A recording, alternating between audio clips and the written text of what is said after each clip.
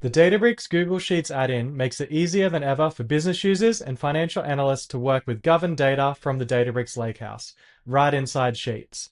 I'm Jared Champion, a Senior Solutions Architect at Databricks, and in this video, I'll walk you through how to use the Google Sheets add-in to explore and import data. You'll see how to open the add-in, browse Unity Catalog, select a table or metric view, and apply filters to bring in exactly the data you need. Let's get started. First, we're going to open the Google Sheets add-in for Databricks. Come to Extensions, select Databricks Connector for Google Sheets, and launch Sidebar. Once this is opened, we're going to see our warehouse that we're connected to, as well as our import methods. We can choose to select data or write SQL. We'll start with selecting data. From the drop-downs here, we can select our catalog, open up our schema, and then finally select the table we're going to look at. I've got two tables here. I've got a flat table and a metric view. We're going to start with the flat table. Once this table opens, you can see that we can select the fields that we want to bring in. We can also add or remove a filter and set a limit on the rows that we're going to bring in.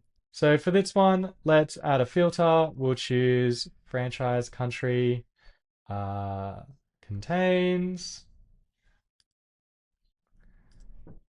US. I'll leave the limit as 1,000. I've got less than 1,000 rows, but you can choose to have a limit if you want. And we can also select the output destination. For this one, I'm going to choose the current sheet. That was my selected cell, so I'll just set that back to A1. And then we'll save and import.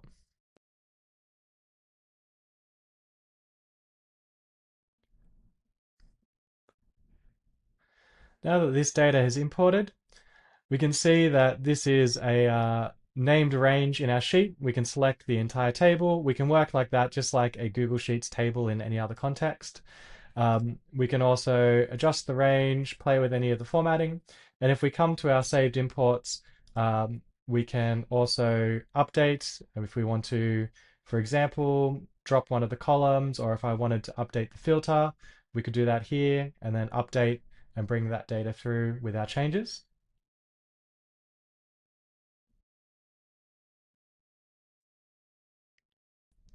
And we can see that that's updated to have removed the transaction ID. And we can also just simply refresh that to bring in the latest data to our Google Sheet.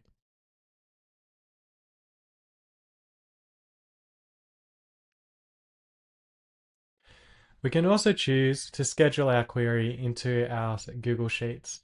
We can come to this calendar icon in the corner, select Create Schedule, give our schedule a name, maybe Daily Schedule, select which data we want to refresh, the frequency we're going to refresh it, and the time it's going to refresh, along with the warehouse that we're going to use to run that schedule. Clicking Create Schedule will ask us to sign in, authenticate the connector for Google Sheets, and that authorization is now finished and my schedule is set up. We can come to Manage Schedules to see what schedules we have that are active and make any changes to the configuration.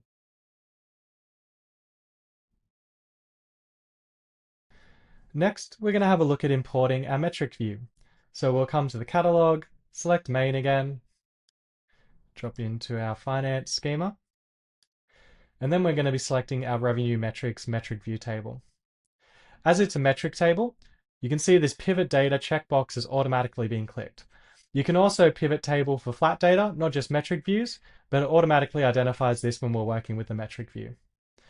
Here we'll select some data, so we'll maybe do franchise on the row, product on the columns. Let's give our value to be total revenue. And we'll add a filter just like last time. Let's look at our purchases coming from Japan.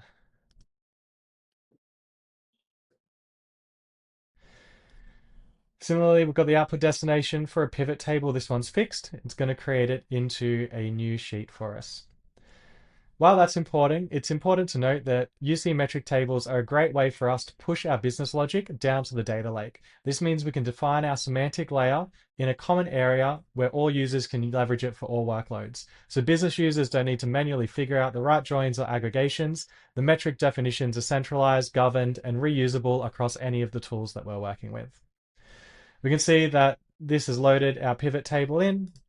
We can update this much in the same way that we did with our other tables. We can come and edit this, make any changes to our rows and columns, update and import that as well.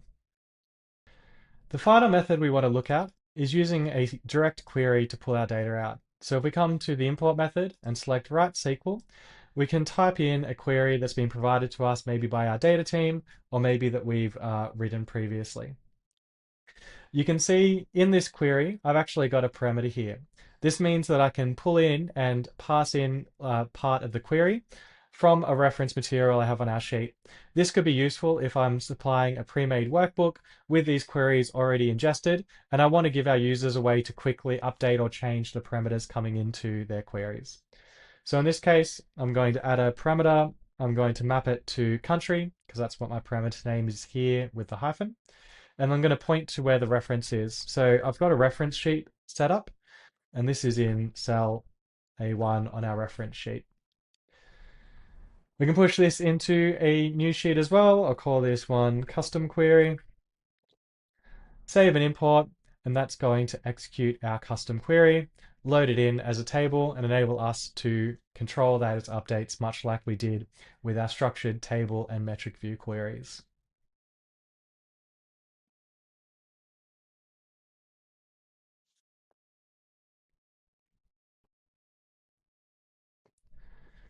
Thanks for watching. You've seen how the Databricks Google Sheets add-in empowers business users to access, explore, and refresh governed data from the Lakehouse, all within Sheets. To learn more, explore the documentation linked in the caption. Thank you.